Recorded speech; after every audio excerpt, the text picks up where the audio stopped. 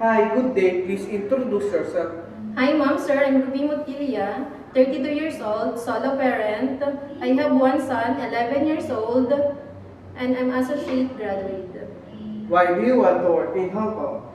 I want to work in Hong Kong for my family needs and for my son's future. Do you have working experience abroad as a domestic helper? No, sir, but I have experience here in Philippines for 2 years and 1 month. What are your duties and responsibilities to your employer? My duties and responsibilities to my employer is cleaning, cooking, washing clothes and dishes, going to market, and other household chores. Did you take care of baby, child, or elderly? Yes, sir. 3 months and 6 years old. Can you tell us how can you take care of them? I will take care of them by bathing, feeding, changing diaper, sterilizing bottle, and sometimes playing with them.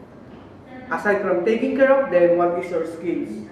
Aside from taking care of them, my skills is how I know how to cook Filipino dishes, and I'm willing to learn how to cook Chinese food. What are the traits necessary to be a good domestic helper? The trait necessarily as a domestic helper is loyal, trustworthy, flexible, and hardworking. Lastly, anything else you want to tell to your future employer? Hi, Mom, Sir. Please select me as a domestic helper because I'm loyal, trustworthy, and hardworking.